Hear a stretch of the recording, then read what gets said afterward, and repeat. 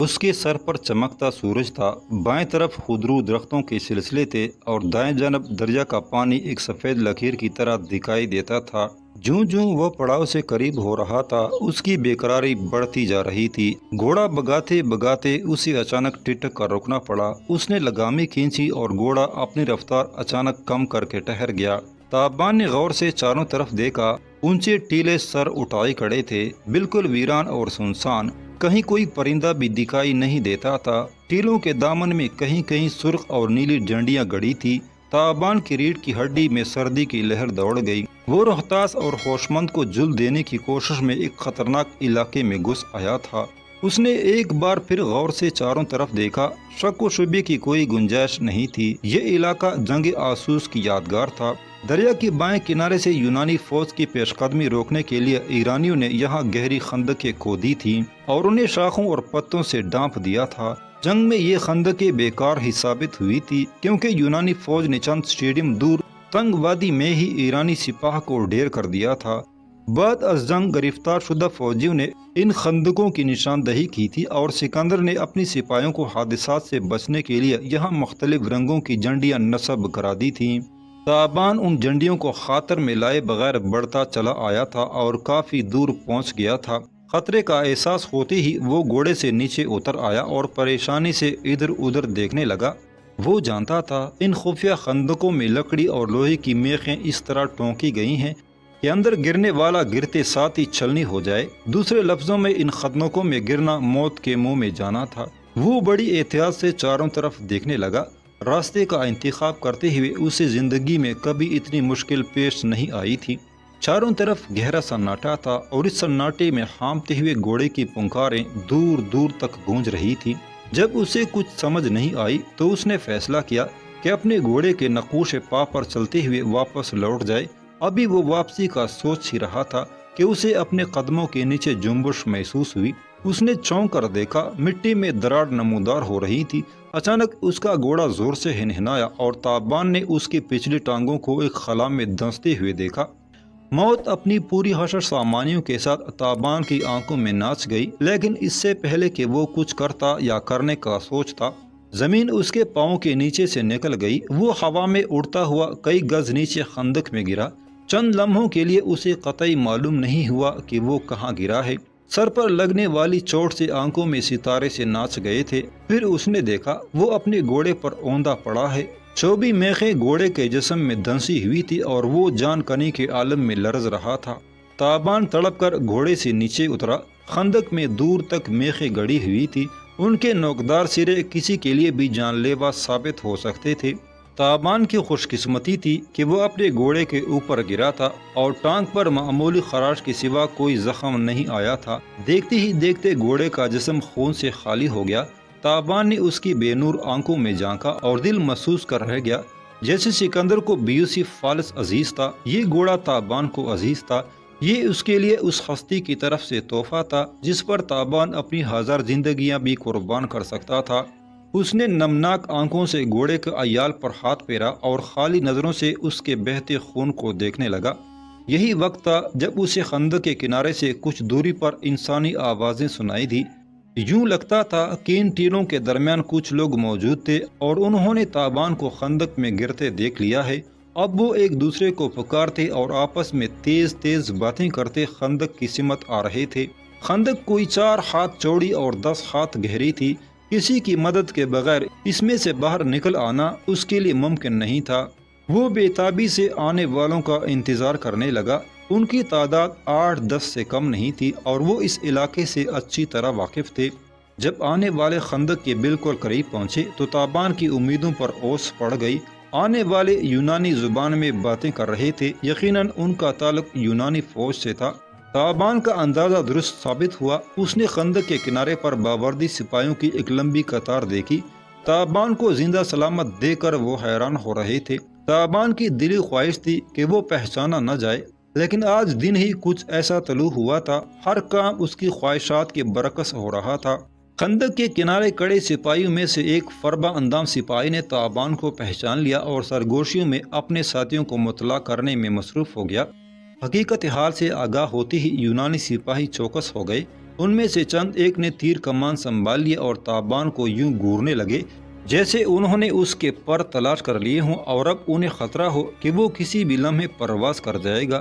تابان نے ان سے کہا کہ وہ اسے خندق سے نکالنے کا انتظام کریں، اس کا جلد از جلد سالار اعظم سکندر تک پہنچنا ضروری ہے۔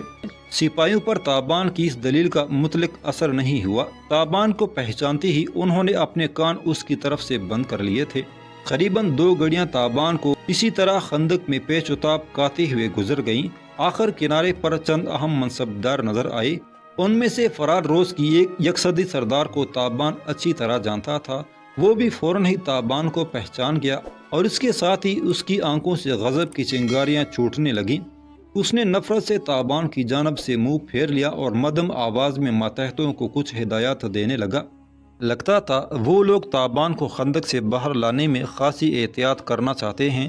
اس کے لیے خندق میں رسی کی سیڑھی پھینکی گئی۔ سیڑھی پھینکنے سے پہلے تمام ہتھیار اس کے جسم سے اتروا لیے گئے تھے۔ جب تابان سیڑھی چڑھ رہا تھا، 3 تیر انداز کمانوں کی زہ کینچے بالکل تیار حالت میں کھڑے تھے۔ جو ہی تابان کنارے پر پہنچا، اسے دبوچ کر نیچے گرا لیا گیا اور ہاتھ پاؤں زنجیر کر دیے گئے۔ یکصدی سردار نے تابان کی پسلیوں میں کئی ٹوکرے رسید کی اور اسے فرار روز کے قاتل کا خطاب دیا۔ تابان یہ سب کچھ خاموشی سے سنتا رہا۔ سننے کے علاوہ وہ کر بھی کیا سکتا تھا؟ اسے گھوڑے پر لاد کر مخدوش علاقے سے باہر نکالا گیا اور پھر ایک بند گھوڑا گاڑی میں بٹھا کر نامعلوم منزل کی طرف روانہ کر دیا گیا۔ گھوڑا گاڑی بڑی سرعت سے ایک نیم پختہ راستے پر اڑی جا رہی تھی۔ تابان کو بہت جلد اندازہ ہو گیا کہ اسے پڑاؤ کی طرف نہیں لے جایا جا رہا، تو پھر وہ کہاں جا رہا تھا؟ کسی آخری نتیجے پر پہنچنے کے لیے اس کے پاس بہت کم وقت تھا۔ وہ جانتا تھا پڑاؤ میں کورا کے پاس بہت تھوڑی مہلت رہ گئی ہے۔ وہ بری طرح دشمنوں میں گری ہوئی ہے اور گزرنے والے ہر لمحے کے ساتھ ایک گھیرا تنگ ہو رہا ہے۔ تابان نے اپنے پاؤں سامنے پھیلائے۔ ٹخنوں سے اوپر پنڈلیاں آہنی زنجیر میں جکڑی ہوئی تھی۔ زنجیر کے دونوں سروں کو ایک زنگ آلود قفل سے مربوط کر دیا گیا تھا۔ ایسی ہی ایک زنجیر نے تابان کے ہاتھ بھی جکڑ رکھے تھے۔ اسے پابند کرنے والوں کے وہم و گمان میں بھی نہیں تھا کہ ایسی زنجیروں کی تابان کے سامنے کوئی حیثیت نہیں۔ وہ بارہا اس لوہے کو پگھلا چکا ہے۔ اس نے اپنے لمبے بالوں میں سے مخصوص آہنی چمٹی نکالی اور اس کے ذریعے قفل سے چھیڑ چھاڑ میں مصروف ہو گیا۔ اس کے انداز میں غیر درجے کا انہماک پایا جاتا تھا۔ کچھ ہی دیر بعد ناقابل شکست قفل اس کے ہاتھوں میں موم ہو گیا۔ پاؤں کی زنجیر کھلی تو ہاتھ بھی خود بخود بندش سے آزاد ہو گئے۔ تابان نے اندازہ لگایا کہ گھوڑا گاڑی کے عقبی دروازے پر کوئی شخص موجود نہیں۔ اگر وہ کسی طرح یہ دروازہ کھولنے میں کامیاب ہو جاتا تو اس قید سے نجات مل سکتی تھی۔ وہ کچھ دیر اپنے ہاتھوں سے دروازے کو ٹٹولتا رہا۔ دروازہ خاصا مضبوط تھا اور یہاں کوئی ایسی چیز بھی نہیں تھی جس سے اس پر طبع آزمائی کی جا سکتی۔ تابان پنجرے میں بند شیر کی طرح گھوڑا گاڑی میں چکرانے لگا۔ اس کے سوا اب کوئی چارہ کار نہیں تھا کہ وہ گاڑی کے رکنے کا انتظار کرے۔ اس نے زنجیریں ایک بار پھر اپنے ہاتھوں اور پاؤں سے لپیٹی اور خاموشی سے ایک گوشے میں سمٹ گیا۔ ابھی اسے بیٹھے چند ہی لمحے گزرے تھے کہ گاڑی کی رفتار اچانک کم ہونے لگی۔ اس کے ساتھ ہی غیر مانوس سا شور سنائی دیا۔ کچھ لوگ فارسی زبان میں زور زور سے باتیں کر رہے تھے۔ پھر یکایک تلواریں چلنے کی آوازیں آئی۔ گاڑی کو بری طرح ہچکولے لگنے لگے۔ گھوڑے الٹے پاؤں چلتے ہوئے نیم دائرے کی شکل میں چکرا رہے تھے۔ تابان کو محسوس ہوا کہ گھوڑا گاڑی کے یونانی محافظوں پر چند ایرانی گھوڑ سواروں نے حلہ بول دیا ہے۔ تابان زور زور سے دروازہ کھٹکھٹا رہا تھا۔ اس کے ساتھ اس کے کان باہر سے آنے والی آوازوں پر بھی لگے تھے۔ جلد ہی گھوڑا گاڑی کے ارد گرد ہونے والی لڑائی کا فیصلہ ہو گیا۔ اس لڑائی میں نوارد گھڑ سوار کامیاب رہے اور یونانیوں کو تہ تیغ کر دیا گیا یا بگا دیا گیا۔ گاڑی کا اکلوتا دروازہ ایک جھٹکے سے کھلا اور تابان نے اپنے سامنے چند نقاب پوشوں کو دیکھا۔ ان کے ہاتھوں میں عریاں تلواریں تھی اور وہ لڑائی کے سبب ہانپے ہوئے تھے۔ دروازہ کھلتے ہی تابان باہر نکل آیا۔ یہ درختوں سے گری ہوئی ایک سنسان جگہ تھی۔ ایک گرد آلود راستہ درختوں کے درمیان سے بل کھاتا دور تک نکل گیا تھا۔ اس راستے پر 3 یونانی سپاہیوں کی لاشیں پڑی تھی۔ ایک لاش گاڑی پر اس طرح پڑی تھی کہ نصف دڑ ہوا میں جھول رہا تھا۔ ایرانی نقاب پوش اپنے حلیے اور طور اتوار سے قبائلی ڈاکو نظر آتے تھے۔ ان کا سردار گھٹے ہوئے جسم کا ایک لہیم شہیم شخص تھا۔ اس نے اپنی خون آلود تلوار نیام میں رکھ کر نقاب اٹھایا تو تابان ششدر رہ گیا۔ وہ اس کے یک ہزاری دستے کا ایک سردار تھا۔ اس نے جلدی سے آگے بڑھ کر تابان کے ہاتھوں کو بوسہ دیا اور پھر فوجی انداز میں تعظیم پیش کر کے ساکت کھڑا ہو گیا۔ تابان نے پوچھا، تم یہاں کیسے؟ وہ بولا، سردار، آپ کے وفادار آپ کے لیے اس کے علاوہ اور کچھ نہیں کر سکتے تھے۔ کیا مطلب؟ تابان نے پوچھا، سردار، پڑاؤ میں کچھ لوگ آپ کے خلاف سرگرمی سے کارروائیاں کر رہے ہیں۔ آپ کی پیاری کنیز کورا کو بھی آپ سے وفاداری کی سزا دینے کی کوشش کی جا رہی ہے۔ سردار شلال اس کے در پہ ہے، وہ کسی بھی طرح اسے اپنے جال میں جکڑنا چاہ رہا ہے، اور اگر میرے اندیشے رائیگاں نہیں تو وہ اپنی اس کوشش میں کامیاب بھی ہو چکا ہے۔ تابان کے رگ و پے میں بجلی سی کھوند گئی۔ کیا کہہ رہے ہو؟ اس نے اپنے ماتحت کا گریبان پکڑ کر اسے جھنجھوڑ دیا۔ وہ آزردگی سے بولا، ابھی تھوڑی دیر پہلے معلوم ہوا ہے کہ کورا ایک خادمہ کا بیس بدل کر پڑاؤ سے فرار ہو گئی ہے اور متلاشی دستہ اس کے تعاقب میں گیا ہے۔ مجھے یقین ہے کہ کورا کو کسی جال میں الجھایا گیا ہے۔ سردار شلال پڑاؤ میں اس تک رسائی حاصل نہیں کر سکتا تھا، لہٰذا اس نے جان بوجھ کر فرار ہونے کا موقع دیا ہے۔ تابان بات کی تہہ تک پہنچ رہا تھا اور اس کے ساتھ ہی اس کا چہرہ زلزلوں کی آماجگاہ بنتا جا رہا تھا۔ اس نے پوچھا، کیا سردار شلال پڑاؤ میں ہے؟ ماتحت سردار کا جواب نفی میں تھا۔ اس نے کہا، جناب، یہی بات تو زیادہ تشویشناک ہے، سردار شلال بھی پڑاؤ میں نہیں ہے۔ تابان نے اپنے ماتحت سردار سے کچھ ضروری معلومات حاصل کی، ضروری ہتھیار اور ایک تیز رفتار گھوڑا لیا اور کورا کی تلاش میں جانے کے لیے تیار ہو گیا۔